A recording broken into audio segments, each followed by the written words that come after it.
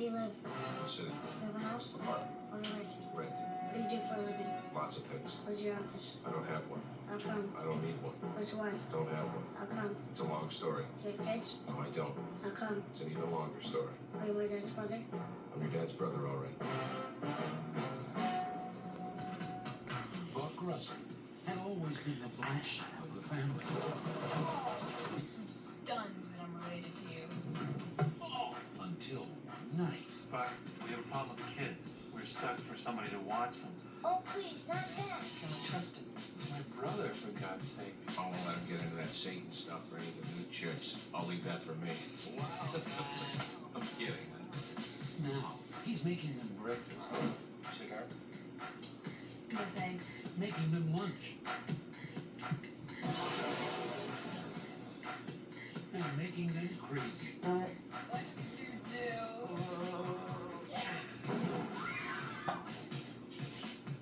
He's irresistible. I want to ask you why I'm so attracted to you. I wouldn't even guess at that.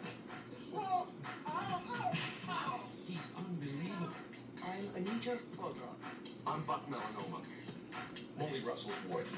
He's John Candy as Uncle Buck. What does he like to drink? I've been leaving the toilet seats up.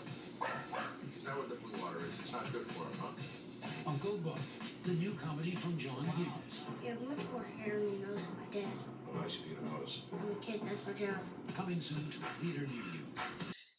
Well, this will be a fun one. The 1989 comedy hit Uncle Buck. Was this John Candy's best role? Let's find out after I review it, and I will do that right after this.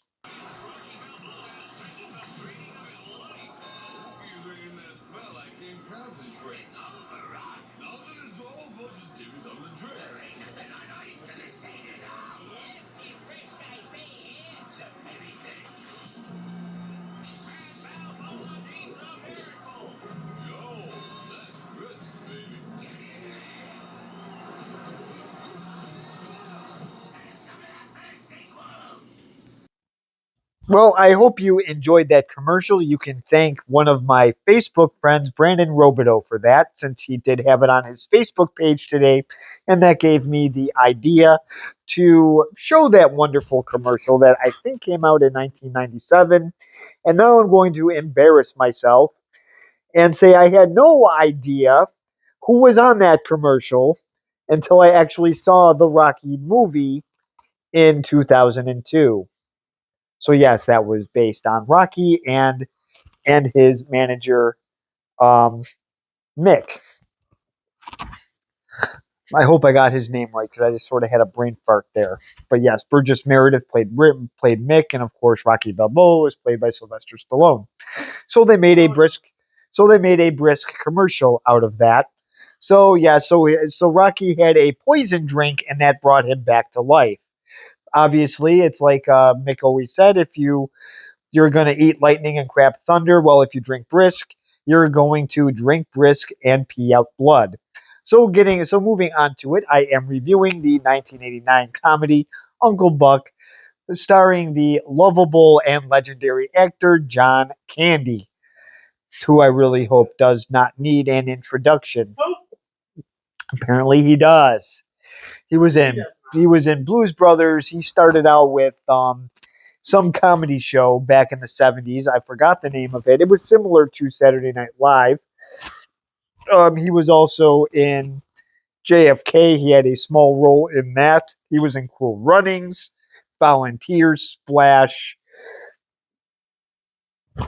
He had a cameo appearance, or not, well, he had a small role in National Lampoon's Vacation. He was also in Who's Harry Crumb. He did have a cameo appearance in Home Alone. So he had, then Wagons East, which is what we don't really want to know him for. And then, of course, The Great Outdoors. So he was also in Summer Rental. He was in Stripes, Canadian Bacon. And he did also have a cartoon show called Camp Candy that was on the Saturday morning cartoon lineup, I believe on NBC. Yeah, I got something stuck in my throat. No, it's been there for a couple days. So now the little Macaulay Culkin is in this. He plays Miles Russell, and of course he was in Home Alone 1 and 2. This might have been his first movie. He was in Getting Even with Dad, The Nutcracker, The Page Master, The Good Son. What am I forgetting? I'm sorry, My Girl. He wishes he was in My Girl too, but he didn't make it to that one. Oops. He was Richie Rich, and that pretty much sums it up for Macaulay Culkin. And then we also have Maisie Russell. She's played by Gabby Hoffman. She was, of course, in The Field of Dreams, and she was also got her acting career back as she was in the show that I liked called Winning Time, season 1 and 2. Was she the owner's daughter? Yes. Yes. Oh no! She wasn't the owner's daughter. She was no, she wasn't the wife either. I think she was like the bookkeeper. She used to yell at him all the time. And then we also have Jean Louise Kelly, who was in the show Yes, Dear. She was in that for a number of years. She played Mrs. Warner, and she is the edgy teenager in this movie. And we also have Amy Madigan, who is also in The Field of Dreams. We also have Laurie Metcalf, who was in that stupid Roseanne show. Um, uh, sorry, The Big Bang Theory. I almost said Young Sheldon by mistake. She was also in Scream 2. You don't remember her in Scream 2? Well, She was Billy's mother. oh, then yes. Yeah, she was missing her hair in that movie. Let's see. She was also in JFK as well. And she had a crush on John Candy in this movie, but John Candy had a girlfriend. That was his girlfriend's name is Shanice in this. So the story is very simple here. Mr. Russell, his father-in-law has a heart attack, and they have to go back to Indianapolis. They don't have a babysitter, so the only person left is Uncle Buck. So they have to get a contractor to widen the doors of their house so he can fit in, since he mainly has a diet of um, probably fast food, beer. He does also enjoy the cigar, which doesn't really have anything to do with his waistline, but because he's built like an aircraft carrier, they really do have to widen the doors a little bit. And I will apologize because it is John Candy. I am sorry, but I think he does appreciate the humor that I'm throwing out there. He doesn't appreciate it. He doesn't like it. Well, he's probably honored that I'm reviewing a movie that he was in. So now I will actually play the first clip, and I will do that in just a second. I'm very happy about it. All right, because I don't know. I'm really not that excited about going to work for my girlfriend. There, I said it. It's out of the way. Okay, Buck, I love you. I can't help myself. I want to get married. I want to have a family. I want to do it with you. Well, you know, the clock is ticking away here. I would just like you to pitter-patter a tiny feet before I die. Well, this part is actually very important because she's talking about having a family, and let's face it, Buck doesn't want to do that. He wants to go golfing and do the horse racing. He wants to have fun. Girls check. Yeah, pretty much. What? So yeah, so he really does like his freedom, and then she says, "Are you going to show up for work tomorrow?" He's not crazy about going to work with his girlfriend. And then he said if he did actually come up with an excuse that she would buy it, he would use it. He shouldn't have said that because there's been a call that his brother's father-in-law just had a heart attack. Perfect timing for Buck. So I will show the clip on when they are going through they went through the list of names. So the Nebbles are their last hope, or else they have to get Uncle Buck. So let's see what happens. Florida. Okay, you get in bed. You have to get up for school. What's the other word for ball? Get in bed. Nuts.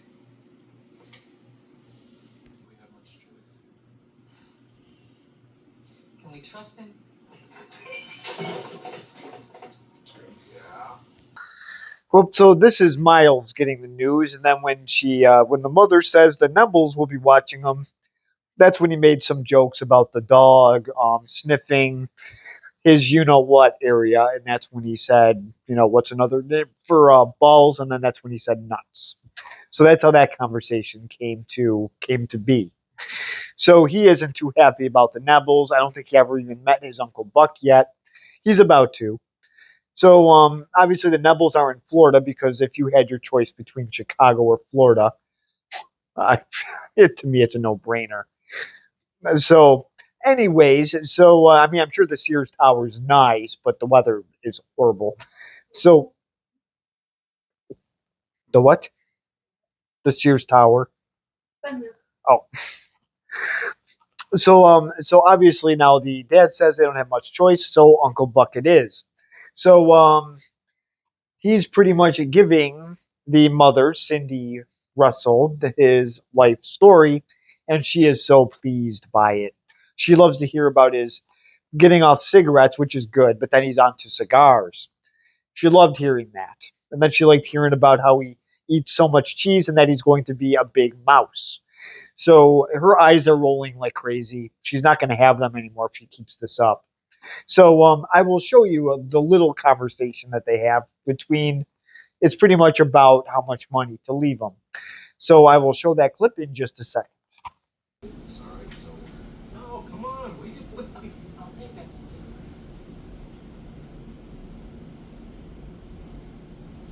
I won't have any problem cashing a second part of the out-of-state paycheck. Well, the reason I'm saying is that I've been so busy lately, my bank.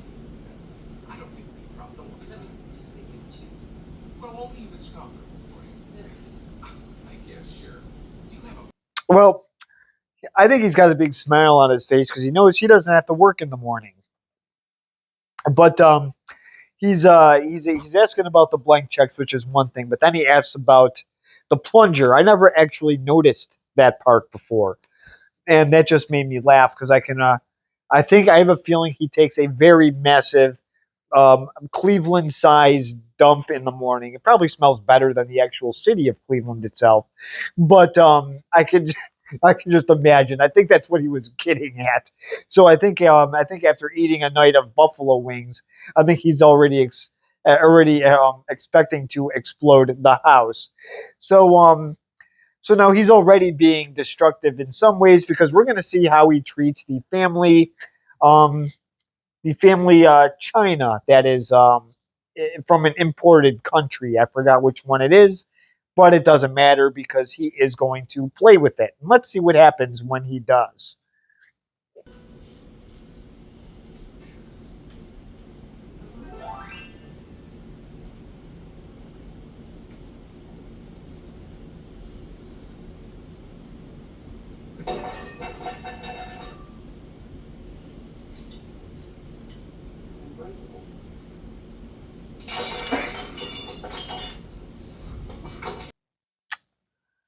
Well, this is what happens. He decides to play with things. So he's playing with the piano, which is fine. He's not really hurting anybody. But then I guess the curiosity gets the best of him and he starts playing with the plate. He drops it. It's fine, no harm done. It's not broken. But then he smashes it against the corner of the piano and it smashes to smithereens. So I would like to see this guy at MamaCon just playing with all the displays and breaking them. That would be pretty amusing. I think this plate was very expensive. But that's okay, because now they are worthless. Nobody wants that stuff anymore. No harm, no foul. They didn't know that in 1989. So now he gets to meet the wonderful children. Miles and Maisie might be okay, but it's getting towards the teenager played by Jean Louise Kelly that might be the problem. She isn't the sweet little housewife in this movie like she is in Yes Dear. In this, it's like Yes Nightmare. She really looks. She makes Oscar the Grouch look friendly. So now we will show the clip of when he meets the children. So I will play that in just a second. I don't know. Hey, how you doing? Who Right, Uncle? Unfortunately. Holy smokes. He's cooking our garbage. Now, I don't know how strict Universal is, but we really do have to keep these clips pretty short, I think. So there's a lot more to this scene with the I already forgot the teenager's name for some reason, but Jean Louise Kelly and Uncle Buck here. She really does give him a very hard time. So, and then he does end up meeting obviously Miles. We saw him slide across the floor and insult the poor guy's cooking. So Uncle Buck is off to a little bit of a rocky start, but to his credit, he was kind of rushed into this, and this was not planned. So driving the kids to school is a wonderful event. His car pretty much runs like a Ford Tempo, so it's loud, it's broken. He speeds past the school bus, which is kind of amusing. It's hard to believe that car can get up to 20 miles an hour. So he does it. It ends up it backfires. It sounds like a gunshot. But now it's my favorite part where he is picking the wonderful, loving teenager up from school with her little boyfriend with a goofy looking hat, a really stupid smile, and he makes fun of Uncle Buck's car. And you don't do that because he will give it right back. And I'm going to show that clip in just a second. You ever heard of a tuna? You ever hear of a ritual killing? I don't get it. You know how to face in public like that again and you'll be one.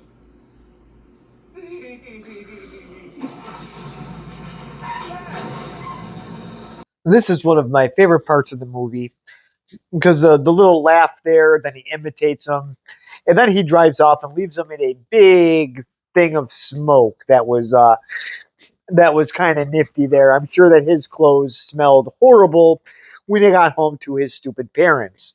So this is the boyfriend Bug, and yes, of course Buck really makes fun of that. Pretty much says is his well, first he called him Twiddledink, and then that's when she said his name's Bug, and then he says, "Oh, what's his last name? Spray." So, so, so I do enjoy him making fun of the boyfriend, which he does throughout this whole movie. So obviously she is not happy about this. She ends up telling the mother lies on the phone when she calls when Miles is doing the dishes because God forbid Uncle Buck is actually making them do chores. So he is doing some good already. So now I will actually show one of my this part I do remember watching when I was just a young little chip, probably at age 6 when this was on network TV. So I will show that clip in just a second. Yeah, you go on toothbrush. You know, I have a friend who works at the crime lab at the police station. I could give you your toothbrush and you run a test on it to see if you actually brushed your teeth or just ran your toothbrush under the faucet.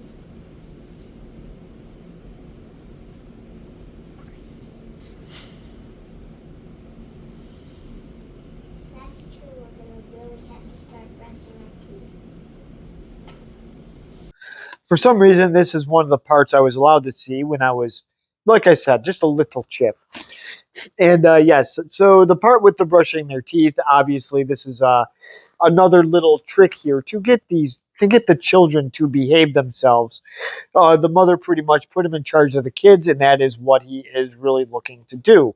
Is he irresponsible? Yes, but he really is making sure that these kids do now brush their teeth, eat, go to bed, and do chores. So he really is doing good, even though the teenage witch is trying to, I guess, get her parents back as fast as possible, so she can make their lives miserable.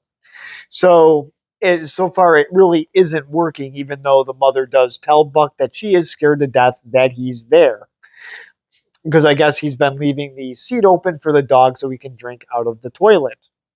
So apparently the dog was not on the take care of list. That should have been the first priority. So I will show the next clip here of the wonderful neighbor who just feels like that it's okay to let herself in to somebody else's house. I wonder if this is how Laurie Metcalf really is in real life. Well, we'll see in just a second. Cindy?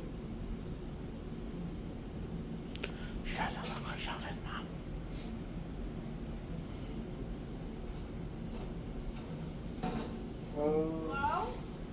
That's Sheldon's mother. Come on. What do I have to talk dirty to you? Come on, open up the daddy. Shove it over. There we go. Come on, it's nice and easy. I shove my load into you whether you like it or not. Come on.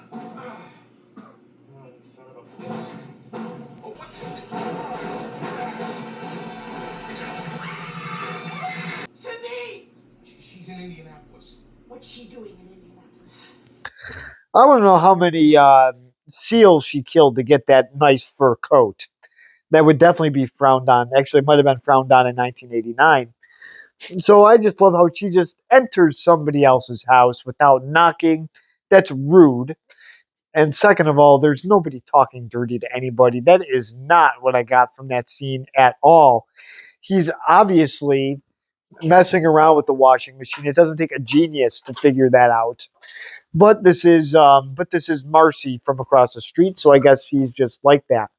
Maybe she put the pepper spray in her eyes and she couldn't see it. So she has a thing for Mr. Buck Russell here. So I guess she caught him swearing at the washing machine, and now he owes my wonderful bride to be $10. I don't know how he's going to come up with that money. Maybe he'll use one of the blank checks that Cindy Russell left him. So maybe he'll maybe put a few more zeros in there.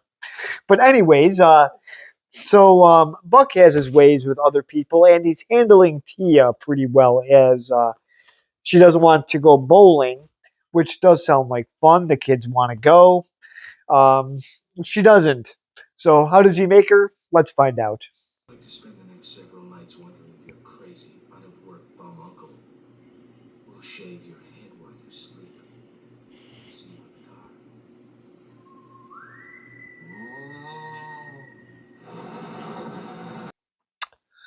Well, this is one way to get her in the car, but why does he want to bring her there so badly?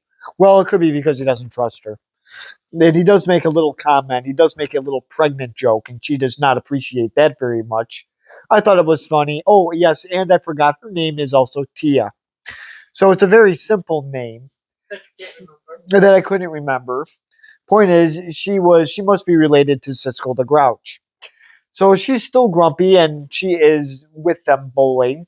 So we'll see how Maisie bowls, since the kids seem to be enjoying themselves, which is really all that matters, anyways. We don't really care about Tia. So I will show that clip in just a second.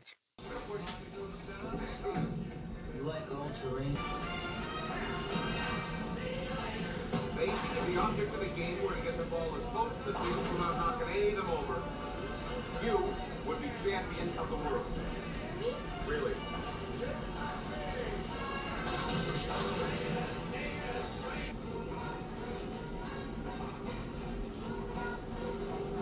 Fuck. You got a game going somewhere, pal? Yeah. Yeah, well, you're not going to get any strikes sitting there, are you? Move it. Go on, get out. Well, Maisie didn't knock over any of the pins, but that was actually a pretty funny scene. And if you notice, the one guy, Pal, has a lot of black eyes. I think he hits on a lot of girls, and then I think they hit him. So Pal is probably not the most popular place at Bowling Palace. So Buck comes over and threatens him, and he's bragging about his Ford Bronco or whatever the Bronco was made of. If it's Ford, then it's made from Legos. So Pal has nothing to brag about. And that's just the engine. So now Buck is doing something here for Miles' birthday. So report of the week might want to get off YouTube and review these pancakes. I bet they're better than IHOP's. And I'll show you what I mean in just a second.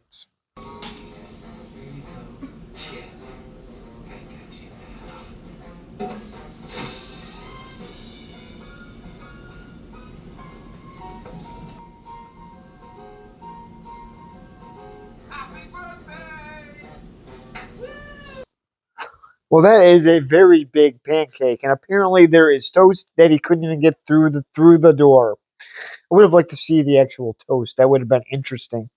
So yeah, so here are the pancakes, and I guarantee these are a lot better than IHOP's or Denny's for that matter. So report of the week, I would go to his house and try out pancakes instead of eating the fast food garbage. So I would like to see if they actually ate all of these. That would have been really impressive. If do you mind? We have Stimpy here, and he knocked over my phone.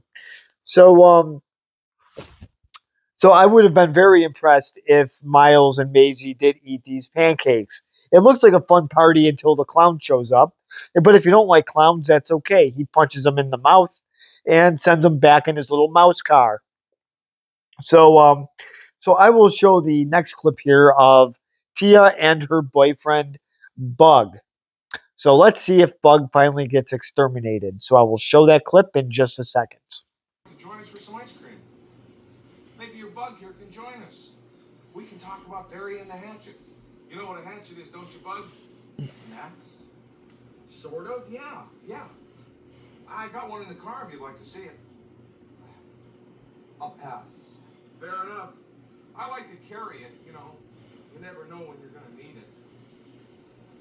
You know, a situation may come up, say, for example, someone's been drinking and about to drive a loved one home.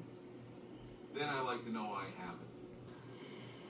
I'm sorry. Look, I think you better split. You know, I don't exactly want to go berserk with an axe on me. He's all talk. Here it is. Come on over. Come on, I want to show it to you.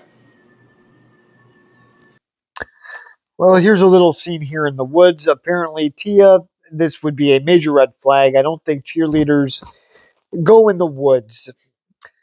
I don't think they ever would do that. They would get there. The thought of dirt scares them away. That's like that's like Ric Flair going to a comic book convention and scaring all the comic book lovers away. So it's a very similar thing that happens there. So the thought of trees and dirt, oh yes, definitely scaring cheerleaders away. But Tia and her boyfriend Bug, obviously bugs are attracted to the dirt and the grass. So it fits him perfectly. And this isn't where Tia is supposed to be. So of course Buck makes a scene and he pretty much says that he can circumcise a gnat with his hatchet that he has in the back of his car. And he even shows it to Twiddledink right as he's about to drive away with Tia. So obviously Tia leaves with them, but she is very she's getting vengeful now. She's getting mad, and believe me, she finds a way to get back at him. I may or may not show that clip because I'm not going to show too much more. But the part with the assistant principal, that one has to go in. So I will show you that in just a second. Indication.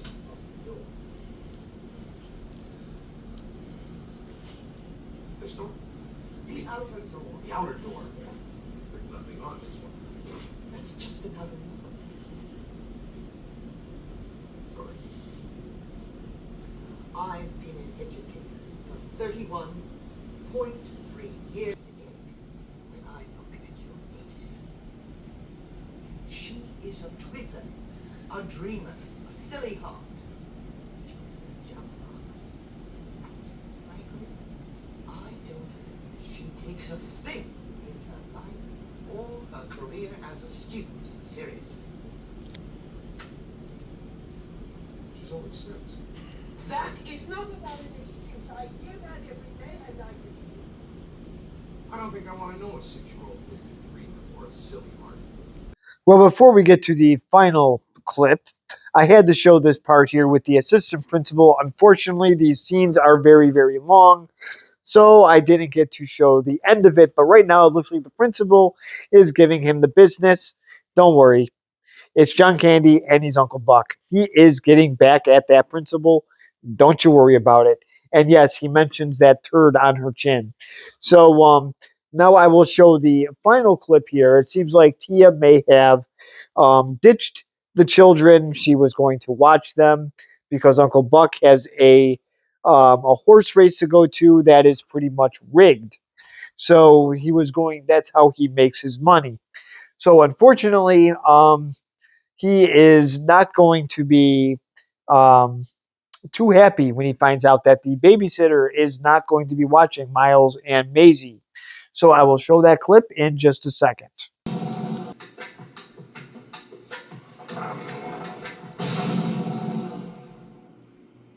Yubi's home. Yeah. Yeah. You guys see Kia? She took a breeze, Yubi. And she promised me she was going to look after you guys this evening. She promised me. So much for promises. Does anyone in this house know how to keep a promise? Well, I know you two guys do. I know. You know, I had someone very. Well, this was the final scene. I had to get the car backfiring.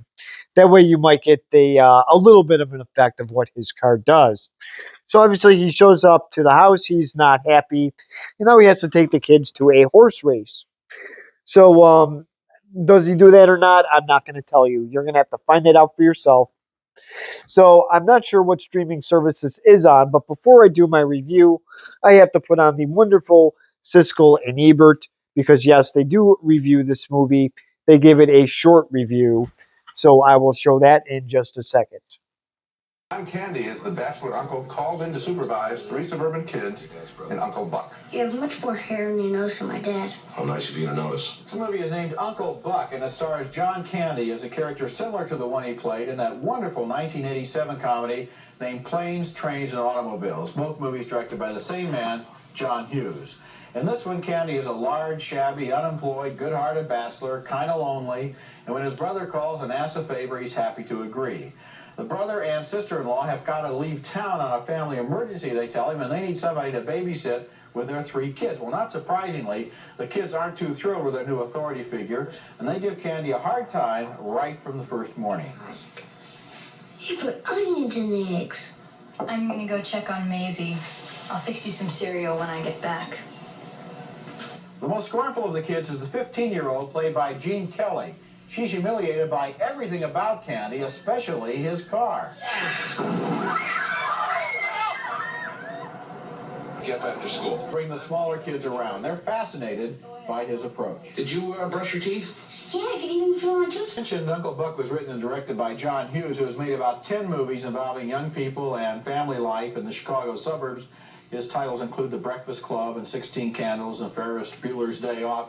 Uncle Buck is on the same familiar turf, but there's something a little strange about the film. It wants to be funny and warm-hearted, but at the same time, it has a dark undercurrent, and there are scenes where the kindly uncle goes after the teenager's boyfriend with a power drill and then locks him in a car trunk and tapes his hands together with construction tape. It's strange the way this movie generates creepy feelings that work against everything it's trying to do. By the end of the movie, I wasn't sure that I would want Uncle Buck living in my suburb with me if I lived in the suburb. Actually, I like the darker material more than the sweet, predictable namby-pamby stuff. I mean, to have the kids suddenly be transformed by Uncle Buck into being better mannered, and to have Uncle Buck become transformed by the kids into being willing to finally propose marriage to Amy Madigan, that's nothing special. Yeah, you can see that coming a long way down. That's TV sitcom. Yeah. I like the dark stuff. You know, things like that movie Neighbors and stuff like that. I mean, I like the dark quality in the suburbs. If the film had been more consistent in that way, with Uncle Buck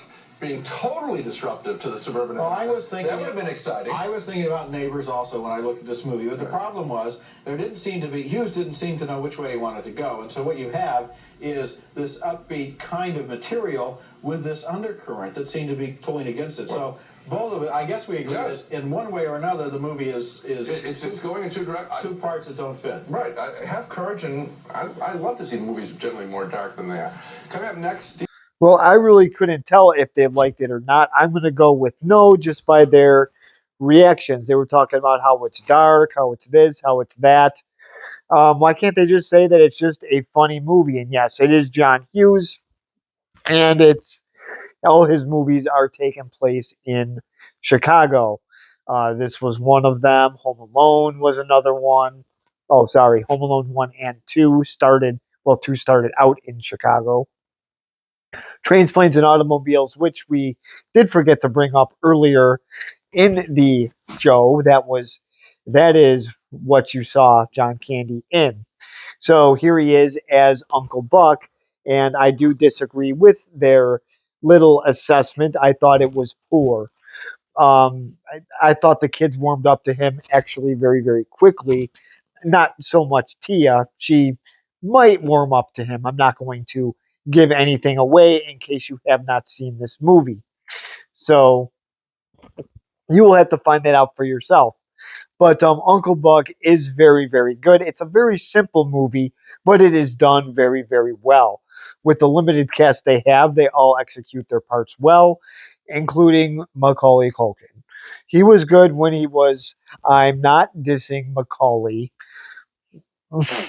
And Gabby Hoffman, who actually has become a pretty good actress. If you ever do catch Winning Time, you might not like it. I'm one of the few that do, but if you actually watch it, she plays quite a different part than Maisie in this little kid role. She plays an adult role, yelling at Jerry Buss, the owner of the Lakers.